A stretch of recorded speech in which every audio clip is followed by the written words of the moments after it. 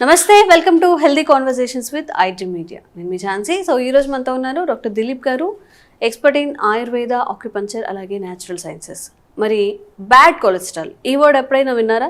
మనం అన్ని టెస్టులు చేయించిన తర్వాత గుడ్ కొలెస్ట్రాల్, బ్యాడ్ కొలెస్ట్రాల్ అని చెప్పి కొన్ని మెజర్మెంట్స్ ఇస్తూ ఉంటారు, వాళ్ళు ఎంత పర్సంటేజ్ ఉంది అని చెప్పి. మరి బ్యాడ్ కొలెస్ట్రాల్ మన బాడీలో ఉన్నప్పుడు సమ్ బీపీ రిలేటెడ్ ఇష్యూస్ కూడా, మరి ఈ రెండింటికి ఏదైనా సంబంధం ఉందా? దీని గురించి మాట్లాడదాము. నమస్తే అండి. నమస్తే. సో బీపీ ఉన్న వాళ్ళకి బ్యాడ్ కొలెస్ట్రాల్ ఉంటుందా? బ్యాడ్ కొలెస్ట్రాల్ ఉన్న వాళ్ళకి బీపీ వస్తుందా? చాలా మందికి ఈ డౌట్ ఉంటుంది. అసలు బ్యాడ్ కొలెస్ట్రాల్ అంటే ఏంటి, ఏం తినడం వల్ల వస్తుంది? Good question. ఇప్పటి వరకు ఎవరు అడగలేదు ఇలాంటి క్వశ్చన్. ఓకే, అంటే బీపీకి కొలెస్ట్రాల్కి అసలు ఏంటి సంబంధం? కొంతమందికి బీపీ ఉంటుంది, కొలెస్ట్రాల్ ఉండదు. కొంతమందికి కొలెస్ట్రాల్ ఉండి బీపీ ఉండదు. రూట్ కాస్ ఏంది? మరి రూట్ కాస్ ఏం చెప్తుంది? కొలెస్ట్రాల్కి అయినా ట్యాబ్లెట్ వేసుకోవాలి, బీపీ ఉన్న ట్యాబ్లెట్ వేసుకోవాలి. రెండు ఉంటే 2 ట్యాబ్లెట్లు వేసుకోవాలి. అంటే ఇప్పుడున్న మోడర్న్ సిస్టంలో అలాగే జరుగుతుంది. కానీ ఆయుర్వేదంలో అలా లేదు. బీపీ అనేది ఒక సిమ్టమ్ మాత్రమే. గత వీడియోలో నేను చాలాసార్లు చెప్పాను. నేను బీపీ అనేది ఒక ప్రాసెస్ పేరు, డిసీజ్ పేరు కాదు. నోట్ చేసి పెట్టుకోండి మైండ్లో. ఏంటి బీపీ అంటే? Blood pressure. హార్ట్ ఏం చేస్తుంది? అన్ని ఆర్గాన్స్కి, టిష్యూస్కి, సెల్స్కి బ్లడ్ని సప్లై చేయడం. లివర్ బాగాలేదు, హార్ట్ ఏం చేస్తుంది? లివర్కు కొంచెం బాగాలేదు కాబట్టి కొంచెం ఎక్కువ ఫోర్స్గా పంపిస్తుంది. బ్లడ్ని ఫోర్స్గా పంపిస్తుంది. ఆ ఫోర్స్ని బ్లడ్ ప్రెషర్కి పంపించడం బ్లడ్ ప్రెషర్. బీపీ అంటే ఇంతే. కానీ కొలెస్ట్రాల్ డేంజర్. బీపీ కన్నా కొలెస్ట్రాలే డేంజర్. అంటే కొలెస్ట్రాల్ అంటే ఏంటి? హార్ట్కి వెళ్ళే దారిలో ఎక్కడైనా ఒక్కొక్క సెల్లు ఎక్కడైనా ఒక నర్వస్ సిస్టంలో హార్ట్కి వెళ్ళే ఒక బ్లడ్ వెజిల్స్లో ఎక్కడైనా కొంచెం వీక్నెస్ ఉన్నప్పుడు ఏమవుతుందంటే ఒక్కొక్క సెల్లు ఒక దగ్గర జామ్ అవ్వడం వల్ల అక్కడ స్టోరేజ్ అనేది కొద్దిగా ఒక్కొక్క సెల్ అనేది అక్కడ బ్లడ్ సెల్ అనేది డెడ్ టిష్యూగా మారిపోతుంది అనమాట. ఆ లోపల ఒక్కొక్కటిగా, అంటే ఒక్క రోజులో జరిగే ప్రాసెస్ కాదు. 1 to 5 years వరకు మనం బాగా spicy food, oil food, junk food తిన్నప్పుడు జరిగే ప్రాసెస్ ఇది. అంటే బాడీలో జరుగుతుంది. అక్కడక్కడ మజిల్స్లో, టెండన్స్లో కూడా బ్లాకేజెస్ ఉంటాయి. కానీ హార్ట్కి వెళ్ళే దారిలో ప్యూర్ బ్లడ్ సప్లై జరిగే ప్రాసెస్లో ఎక్కడైనా కొలెస్ట్రాల్ ఏర్పడ్డప్పుడు అది హార్ట్ రిలేటెడ్గా ప్రాబ్లమ్. అంటే హార్ట్కి స్ట్రోక్ వచ్చే ప్రమాదం ఎక్కువ ఉంటుందని చెప్పేసి భయపడతారు. దానికి ఏం చేస్తారు? ప్రధానంగా ఒక నర్వస్ సిస్టమ్, ఒక ఎగ్జాంపుల్గా చెప్తాను.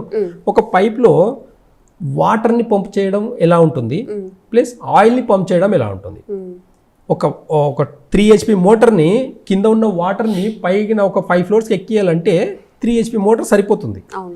అదే కింద ఉన్న ఒక ఆయిల్ ట్యాంక్ని, ఒక ఆయిల్ని కనుక పైకి పంపించాలంటే 10 HP మోటార్ కావాలి. అంటే ఆ మోటార్ కెపాసిటీ కూడా కావాలి. ఎందుకంటే అక్కడ ఆయిల్ ఉంది, థిక్గా ఉంది కాబట్టి అక్కడ ఎయిర్ ఫోర్స్ అనేది చాలా ఎక్కువ కావాలి. అదే వాటర్ అనుకోండి, లైట్ వెయిట్ ఉంటుంది, ఈజీగా ప్రాసెస్ అనమాట. అంటే 3 HP మోటార్కి సరిపోతుంది అనమాట. కాబట్టి మన హార్ట్ కూడా అదే పని చేస్తుందండి. ఎక్కడైనా కొలెస్ట్రాల్ కన్నా జామ్ అయింది అని అంటే ఖచ్చితంగా దాన్ని మెల్ట్ చేసుకునే దానికి ఆయుర్వేదంలో మంచి రెమెడీస్ ఉంటాయి. కానీ ఈ ఎందుకు వస్తుంది కొలెస్ట్రాల్, అసలు ఎందుకు వస్తుంది? అసలు అందరికీ ఫస్ట్ వచ్చే డౌట్ అదే కదా. ప్రాబ్లం ఎక్కడ వస్తుంది అని అంటే 1 to 5 years, 1 to 10 years వరకు జంక్ ఫుడ్ తిన్నా, ఆయిల్ ఫుడ్ తిన్నా, అంటే కొన్ని ఎక్కువ స్పైసీ ఫుడ్, నాన్ వెజ్ ఎక్కువ తినడం, దాంట్లో స్పైసీస్ అంటే కెమికల్స్ ఫుడ్. ఈ కెమికల్స్ అంతా కూడా మోషన్లో కొంత బాడీలో ఉండడం వల్ల నాన్ వెజ్ తినే వాళ్ళని చూస్తే కొంతమంది ఒబేస్గా ఉంటారు, స్లిమ్గా, చాలా తక్కువ మంది కొంచెం ఒబేస్గా ఉంటారు. ఒబేస్గా ఉండడమే ఒక్కటే కాకుండా సన్నగా ఉండే వాళ్ళకు కొలెస్ట్రాల్ ఉంటుంది. నాకేంటంటే అసలు చాలా ఫిట్గా ఉంటాను, నేను చాలా బాగుంటాను, కానీ కొలెస్ట్రాల్ ఉన్నాయని అంటారు కొంతమంది. రీజన్ ఏంటంటే బాడీ నర్వస్ సిస్టమ్ వేరు, ఇంటర్నల్ నర్వస్ సిస్టమ్, రేడియల్ ఆర్టరీలో ఉండే నర్వస్ సిస్టమ్ వేరు. ఈ రేడియల్ ఆర్టరీలో ఎప్పుడైతే కొలెస్ట్రాల్ కన్నా ఒకవేళ ఫామ్ అయింది అంటే అది హార్ట్కి రిలేటెడ్గా ప్రాబ్లం. ఎక్కడైతే మామూలుగా మజిల్స్, టెండన్స్లో బ్లాకేజెస్ వచ్చిందని అంటే అవి కొన్ని జాయింట్స్లో ప్రాబ్లమ్స్, బ్యాక్ పెయిన్స్ రావడము, ఈ నీ పెయిన్స్ రావడము, నెక్ పెయిన్ రావడం, బాడీలో ఎనీ పెయిన్, అది మజిల్ రిలేటెడ్గా వచ్చే పెయిన్లో కూడా బ్లాకేజెస్ ఉంటాయి. అక్కడ కూడా కొలెస్ట్రాల్ ఫ్యాట్ ఫామ్ అయ్యి బ్లడ్ సర్క్యులేషన్ ప్రాపర్గా జరగకుండా చేస్తుంది. కాబట్టి ప్రధానంగా దీనికి ఫుడ్ ఒక డైట్ ఖచ్చితంగా అవాయిడ్ చేయాల్సింది ఏంటి అంటే ఆయిల్ ఫుడ్. ప్లస్ రెండవది నాన్ వెజ్, ఇప్పుడు హెవీ మీట్. ఆయిల్ అన్నప్పుడు మనకి గానుగ నూనెలు వాడినా కానీ ఈ ప్రాబ్లం వస్తుందా, లేకపోతే ఈ రీఫైండ్ ఆయిల్స్ వల్ల వస్తుందా? అయితే రీఫైండ్ ఆయిల్ అనేది కెమికల్ ప్రాసెస్. ఈ గానుగ ఏదైతే తీసుకుంటామో అది ప్యూర్ ఆయిల్ అయినప్పటికీ కూడా మనం ఆయిల్లో ప్రాబ్లం రావు. అప్పుడు దాంట్లో వేసే మసాలాలో ప్రాబ్లమ్స్ వస్తాయి. కొంతమంది అందుకే ఇప్పుడు చాలా కాస్ట్లీ అయినా సరే ఆలివ్ ఆయిల్ అంటే అలాంటివన్నీ వాడుతుంటారు. ఆ ఆయిల్లో ప్రాబ్లం రాదు. అప్పుడు మీరు రీఫైండ్ ఆయిల్ వాడినా ప్లస్ మీరు గానుగ నూనె వాడిన ప్రాబ్లమ్స్ అనేటివి మనం వేసే మసాలాలో ప్రాబ్లమ్స్ వస్తాయి. కొంతమంది మసాలా వేయనప్పుడు రీఫైండ్ ఆయిల్ వాడతారు, మసాలాలు ఏం వేసుకోరు. ఇప్పుడు ఎగ్జాంపుల్ ఒక బ్రాహ్మణ్స్ తీసుకుందాం, చాలా సాత్విక్ ఫుడ్ తీసుకుంటారు వాళ్ళు, కానీ రీఫైండ్ ఆయిల్ వాడతారు, అయినా కొలెస్ట్రాల్ పెరుగుతాయి. కొంతమంది హై ఎడ్యుకేటెడ్, కొంతమంది నాలెడ్జ్ ఉండే వాళ్ళు ఏం చేస్తారు, అరే రీఫైండ్ ఆయిల్ మంచిది కాదు, గానుగ నూనె వాడు, గానుగ నూనె వేసుకొని మసాలాలు వేసుకుంటారు. ఏదో ఒక తప్పు మాత్రం ఖచ్చితంగా చేయడం వల్ల వచ్చే ప్రాబ్లమ్స్ ఇవన్నీ. కాబట్టి రెండు కూడా చాలా కాన్షియస్గా మనము ఒక డైట్ని ప్లాన్ చేసుకుంటే ఎలాంటి ప్రాబ్లమ్స్ రావనేది నేచర్ చెప్తుంది. అంటే గానుగ నూనెతో పాటు మసాలాలు కూడా తగ్గించినప్పుడు ఆ బాడీ ఉండే ఫంక్షన్ కూడా, డైజెషన్ సిస్టమ్ కూడా చాలా ఫాస్ట్గా ఉంటుంది, ఈజీగా డైజెషన్. అంటే ఇప్పుడు ఈ మసాలాల గురించి మాట్లాడుకున్నట్లయితే మామూలుగా అల్లం వెల్లుల్లి, దాల్చిన చెక్క, మిరియాలు ఇవన్నీ ఇండివిడ్యువల్గా ఏదైనా డిసీజ్ ఉన్నప్పుడు క్వాంటిటీ రూపంలో తీసుకోండి, బెనిఫిట్ అవుతుంది అంటాము. దాన్ని మసాలాలు ఫ్రై చేసి దాంట్లో ఉన్న మంచి గుణాలన్నీ పోయిన తర్వాత ఆ స్పైసెస్ని తింటున్నాం, దానివల్ల మళ్ళీ కొలెస్ట్రాల్ లేకపోతే ఈ బ్యాడ్ థింగ్స్ జరుగుతున్నాయి, అంతే కదండి. అంటే ఒక ఇంగ్రీడియంట్ వల్ల వచ్చే బెనిఫిట్స్ అన్ని పోతున్నాయి, మనకి టేస్ట్ మాత్రం మిగులుతుంది అల్టిమేట్ గా. ఓకే, అంటే ఈ టేస్ట్ కి ఇంపార్టెన్సే కదా అందరు తినేది. అవును, అందుకే కదా చాలా మంది 90% డిసీజ్ రావడానికి రూట్ కాస్ ఏంటంటే టేస్టే. కాబట్టి ఒకప్పుడు చూడండి చికెన్ తినేవాళ్ళు ఎలా అంటే ఓన్లీ పెద్దగా మసాలాలు ఉండేవి కావు, జస్ట్ ఒక ఎనర్జీకి మంచిగా కుక్ చేసుకొని తినేది. ఇప్పుడు చాలా మట్టుకు చూస్తే మీరు కలర్ ఫుడ్ వేస్తున్నారు, ఫుడ్ కలర్ వేస్తున్నారు, అది ఎంత పాయిజన్ తెలుసా అండి. అది అసలు డైజెషన్ అవ్వదు. క్రీమ్స్ వేస్తారు కొన్ని, అసలు డైజెషన్ అవ్వవు. అజినోమోటో సాల్ట్, అదైతే ఇంకా పాయిజన్. అంటే టేస్ట్ సాల్ట్, అంతే టేస్ట్ కోసం వేసే సాల్ట్ లో మనం టేస్టే చూస్తున్నాం కదా, దానివల్ల వచ్చే ప్రమాదాన్ని మనం చూడట్లేదు. ఇప్పటికీ కొంతమందికి అవేర్నెస్ వచ్చేసి పింక్ సాల్ట్ వాడడం మొదలు పెట్టారు, కానీ లేకపోతే ఒకవేళ టేబుల్ సాల్ట్ కన్నా వైట్ సాల్ట్ కన్నా వాడే వాళ్ళు ఇంకా ఉంటే దయచేసి ఆపండి ఇప్పుడు. ఎందుకంటే దానివల్ల వచ్చే ప్రమాదాలని జస్ట్ ఒక 30 years ఫోకస్ చేసి చూడండి. 30 yearsలో ఏ డిసీజ్ వచ్చినాయి, ఎందుకు వచ్చినాయి అని దాంట్లో ప్రధానంగా తీసుకుంటే వైట్ సాల్టే. అయోడిన్ సాల్ట్ అని చెప్పేసి అయోడిన్ ప్రాబ్లమ్స్ వస్తాయని చెప్పేసి, మరి అంతకుముందు అయోడిన్ ప్రాబ్లమ్స్ లేవండి? నాకు అర్థం కాదు. 30-40 years బ్యాక్ అయోడిన్ ప్రాబ్లమ్స్ లేవా? అప్పుడు దొడ్డుపు మాత్రమే ఉండింది. మరి అప్పుడు ఎలాంటి ప్రాబ్లమ్స్ లేవు. ఎప్పుడైతే ఈ సన్నుప్పు వచ్చిందో అప్పటి నుంచి థైరాయిడ్స్ పెరిగినాయి. లెక్క చేసుకోండి మీరు. 30 years బ్యాక్ వెళ్ళండి, 30 years బ్యాక్ థైరాయిడ్స్కి ఎంతమంది ఉన్నాయి, ఈ 30 years తర్వాత ఎంతమందికి థైరాయిడ్స్ వచ్చాయని చూడండి. 30-40 years బ్యాక్ షుగర్ ఎంతమందికి ఉండింది, ఇప్పుడు షుగర్ లెవెల్ ఎంతమందికి ఉంది చూడండి ఒకసారి. అంటే మనం ఏం తింటున్నాం అనేది అవగాహన లేకుండా తింటున్నాం. చిన్న మార్పులే కదా, సాల్ట్ కల్లుపు బదులు సాల్ట్ రీప్లేస్ చేసాము, దానివల్ల మనకి 10 రూపాయల ప్యాకెటే. 10 రూపాయల ప్యాకెట్ వల్ల కూడా మనము చాలా తక్కువ కోసం తీసుకొని వేసుకుంటున్నాం, కానీ దానివల్ల వచ్చే ప్రాబ్లమ్స్ని మనము ఐడెంటిఫై చేయలేకపోతున్నాం. కాబట్టి బ్యాడ్ కొలెస్ట్రాల్కి సాల్ట్, మసాలాలు, ఆయిల్ ఇవి అన్నీ చాలా ప్రధానంగా అని చెప్పేసి చెప్తుంది. అయితే వీటన్నిటి నుంచి కూడా తగ్గించుకునే దానికి చాలా మంచి మంచి ఆప్షన్స్ ఉన్నాయి. ఇప్పుడు ఎగ్జాంపుల్గా ఆయిలే తీసుకుందాం. ఆయిల్ వచ్చేసి ఇప్పుడు మనము ఏదో రీఫైండ్ ఆయిల్ వాడుకున్నాము, ఆ రీఫైండ్ ఆయిల్తో పాటు ఒక కుకింగ్, నాన్ వెజ్ కుకింగ్ చేస్తున్నాము, దాంట్లో వంటామృతం కూడా ఒక 2 స్పూన్లు వేసేసి వంట చేసుకోండి. ఆ వంటామృతం యొక్క బెనిఫిట్ అసలు ఇప్పటి వరకు చాలా మందికి తెలియదండి. అందరికీ ఆముదం అనేది తెలుసు, కానీ వంటాముదం వేరు ఆముదం వేరు అనేది అసలు చాలా మందికి తెలియదు. వంటాముదం అంటే మోషన్స్ అవుతాయి అంటారు కదా. మోషన్స్ ఇప్పుడు మనము అదే కదండి, కాన్షియస్ గా ఏం చేస్తున్నాం మనం, అసలు తినడం ఒక్కటే నేర్చుకున్నాం. ఫ్రీగా మోషన్ పోయేదాని గురించి ఎవరైనా ఆలోచన చేస్తున్నారా? చేయట్లేదు. మెయిన్ డిసీజ్ రావడానికి రూట్ కాస్ అదే అండి. ఎప్పుడైతే మనం తింటున్నామో, ఇప్పుడు ఎగ్జాంపుల్ ఒక 5 liters వాటర్ తాగేసి మూత్రం పోకుండా ఉంటే ఏమవుతుందండి? బ్లాడర్స్ దెబ్బతింటాయి. హెవీగా డైట్ తిన్నాము, ఫ్రీగా మోషన్కి వెళ్ళకపోతే ఏమవుతుంది? ఇంటెస్టిన్ మొత్తం బాడీ హీట్ ఎక్కిపోతుంది.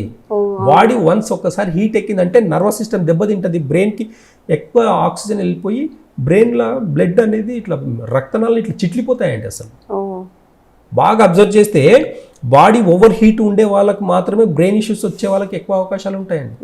చాలా మందికి తెలియదు ఇది. కాబట్టి కొలెస్ట్రాల్కి ఇప్పుడు ఫామ్ అవుతుంది అంటే బాడీ హీట్ అయినట్టే. అక్కడ బాడీ హీట్ ఎక్కేసి సెల్స్ అనేటివి చచ్చిపోతాయి. అక్కడ కొన్ని రక్తనాళాలు అనేవి చనిపోతాయి. ఆ చనిపోవడం వల్లనే అవన్నీ ఒక దగ్గర స్టోర్ అవ్వడం వల్ల దాన్ని కొలెస్ట్రాల్ అంటాం. ఓకే.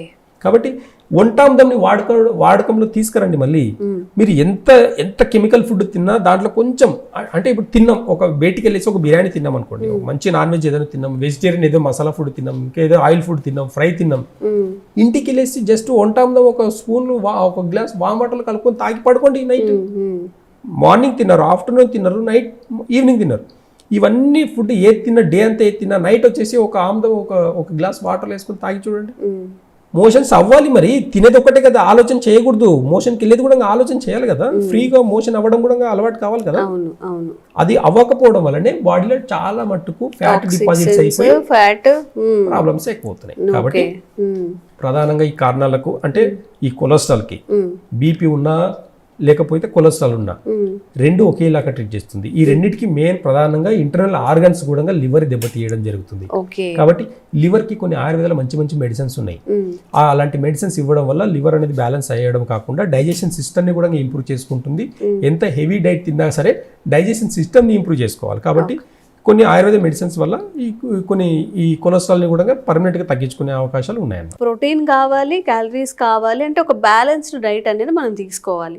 మరి ప్రోటీన్ ఫుడ్ అన్నప్పుడు ఇప్పుడు చాలా మందికి ఏంటంటే, మనం రీల్స్లో చూసినా ఎక్కడ చూసినా డైట్ చెప్తూ కూడా 100 grams చికెన్, 80 grams చికెన్ ఇట్లా మెన్షన్ చేస్తుంటారు. 2 గుడ్లు, పై ఎగ్ వైట్ తినండి, లోపల యోక్ తినకండి అని చెప్పేసి.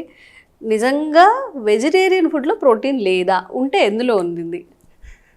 అయితే నమస్తే అండి. అయితే నేను ప్యూర్ వెజిటేరియన్. మీరు ప్యూర్ వెజిటేరియన్ మరి అంటే ఈ 44 సంవత్సరాల్లో నాకు ప్రోటీన్ లేదంటారా? ఈ 44 వీళ్ళందరి ప్రకారం అయితే లేదన్న 44 yearsలో నేను అసలు ప్రోటీన్ ఫుడ్ తినకుండానే ఇలా ఉన్నానా? ఆలోచించండి ఒకసారి. మనం అనుకుంటాం కానీ వెజిటేరియన్స్ కూడా చాలా మంది ఉన్నారు. మరి వాళ్ళు తినే ప్రోటీన్ ఏంటి అసలు? బాడీకి ప్రోటీన్ ఎక్కడ బెనిఫిట్ అవుతుంది? ఏ ప్రోటీన్ తింటే అసలు ఏం బెనిఫిట్ ఉంటుంది? ఎలాంటి ప్రోటీన్ తింటే ఎలాంటి బెనిఫిట్స్ ఉంటాయి? అసలు ప్రోటీన్ అనేది మనకు కావాల్సిందేనా? కావాల్సిందే. కార్బోహైడ్రేట్స్ ఇవన్నీ కావాల్సిందే. ఖచ్చితంగా అన్ని ఒక మోతాదులో కావాలి. ఎక్సెస్ గా కాదు, అతిగా కాదు. కేజీ చికెన్ తింటే అంతే. కేజీ చికెన్ తిన్న తర్వాత మీరు అటు కదలలేరు, ఇటు కదలలేరు, ఒక టైప్ ఆఫ్ మైకం అలా వస్తుంది. కాబట్టి ప్రోటీన్ అనేది కావాలి, కానీ అది నాన్ వెజ్ లోనే ఉంది అనేది అబద్ధం. ఎగ్జాంపుల్, హై ప్రోటీన్ సోయాబీన్స్ లో ఉంటుంది. Soya, high protein rajma, high protein brown chana, high protein chana, మన బేట దొరుకుతుంది chana, high protein green grams, పెసర్లు, ఇవన్నీ హై ప్రోటీన్. ఇంకా పప్పు ధాన్యాలు చాలా ఉంటాయి. అన్ని పప్పు దినుసుల్లో ప్రోటీన్ మనకు తగినంతగా ఉంటుంది. కాబట్టి వెజిటేరియన్స్ చూడండి, ఎన్ని వెజిటేరియన్ కర్రీస్ చేసుకున్నా ఏదో ఒక పప్పుతో కావాల్సింది ఖచ్చితంగా ఒక ప్రాసెస్ ఒక సపరేట్గా ఒకటి కుక్ చేసుకుంటారు వాళ్ళు. అంటే పప్పు దినుసుతోటి ఒక దాల్ కానివ్వండి, ఇంకా రాజ్మా కానివ్వండి, ఇంకేదో ఒకటి బెబ్బర్లు, ఇలాంటివి చాలా ఉన్నాయి. పప్పు దినుసులు తీసుకుంటే 32 రకాల పప్పు దినుసులు ఉన్నాయి మనకు. 32 రకాల అన్ని ప్రోటీన్స్. అందరికి తెలిసింది కందిపప్పు, ఎర్ర కందిపప్పు, పసుపు కందిపప్పు, పెసరపప్పు అన్ని తీసుకుంటే 32 రకాల పప్పులు ఉన్నాయి. కాబట్టి ఈ 32 రకాల కూడా ప్రోటీన్స్ ఉన్నాయి. కాబట్టి మనము కాన్షియస్ గా తగినంత మోతాదులో ఖచ్చితంగా తీసుకుంటే మన బాడీకి హెల్దీ ప్రోటీన్. మనకు ప్రోటీన్ ఎందుకు కావాలి? మజిల్ స్ట్రెంత్ కి కావాలి. మజిల్స్ అనేటివి చాలా దృఢంగా ఉండేదానికి ప్రోటీన్స్ కావాలి. టెండన్ సిస్టమ్, నర్వస్ సిస్టమ్ బలానికి ప్రోటీన్ కావాలి. కాబట్టి ప్రోటీన్ అనేది తీసుకోవచ్చు. చాలా మంది ఇప్పుడు ఎగ్జాంపుల్గా పన్నీర్ ప్రోటీన్, కొంచెం నెయ్యి వేసుకున్న, ఇప్పుడు 1 లీటర్ నెయ్యికి ఎన్ని లీటర్ల పాలు కావాలండి? 30 లీటర్ల పాలుతోటి 1 లీటర్ నెయ్యి అవుతుంది, ప్యూర్ నెయ్యి అయితే. కాబట్టి 1 కేజీ 1 monthలో 1 కేజీ నెయ్యి ఎవరైనా ఒక ఫ్యామిలీలో తిన్నారంటే వాళ్ళు 30 లీటర్ల పాలు తాగినట్టే. 30 లీటర్ల పాలు తాగినట్ట?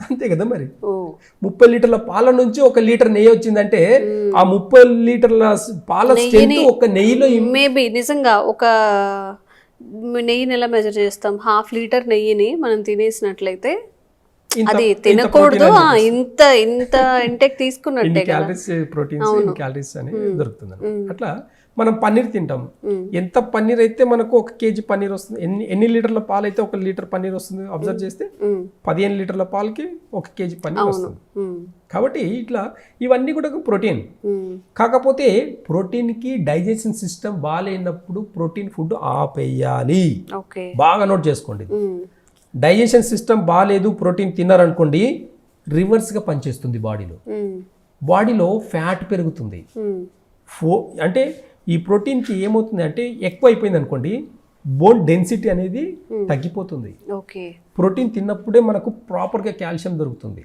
ప్రాపర్గా విటమిన్స్ ఇవన్నీ కూడా మన ప్రాపర్గా బోన్ స్ట్రెంత్ పెరగాలంటే ప్రోటీన్ కావాలి కానీ అది ఎలా ఉండాలి అంటే మన డైజెషన్ సిస్టమ్ని మంచిగా పెట్టుకున్నప్పుడు మాత్రమే హై ప్రోటీన్ తినేదానికి ప్రయత్నం చేయండి మన డైజెషన్ సిస్టమ్ బాగాలేనప్పుడు ప్రోటీన్ తిన్నామంటే బాడీ మజిల్ స్ట్రెంత్ అంతా పోతుంది అది ఫ్యాట్గా కన్వర్ట్ అవుతుంది ఆ ఫ్యాట్ ఎప్పుడైతే కన్వర్ట్ అవుతుందో బోన్ డెన్సిటీ అంతా కూడా పాడవుతుంది ఏదైనా అతిగా తినకండి తింటే ఒక లిమిట్లో తినండి కాన్షియస్గా తినండి చాలా జాగ్రత్తగా తినండి టేస్ట్కి ఇంపార్టెన్స్ తిన్నామంటే దానికి ఖచ్చితంగా మూల్యం చెల్లించుకోవాల్సిందే కాబట్టి చాలా జాగ్రత్తగా ప్రోటీన్ తినండి అది చికెన్లోనే ఎగ్లోనే ఉంది అనుకోవడం అనేది చాలా భ్రమ చాలా మంది వెజిటేరియన్స్ కూడా ఉన్నారు కాబట్టి అన్ని రకాల పప్పు దినుసుల్లో కూడా బ్యాలెన్స్గా తీసుకోండి ఒకరోజు రాజ్మా తీసుకోండి ఒకరోజు సోయాబీన్స్ తీసుకోండి ఒకరోజు కందిపప్పు తీసుకోండి ఒకరోజు పెసరపప్పు తీసుకోండి ఇలా బ్యాలెన్స్గా తీసుకోండి ఎప్పుడు రోజు కందిపప్పేనండి ఇంట్లో అని అంటారు అలా కాకుండా అన్ని కూడా ఒక బ్యాలెన్స్గా తీసుకోవడం వల్ల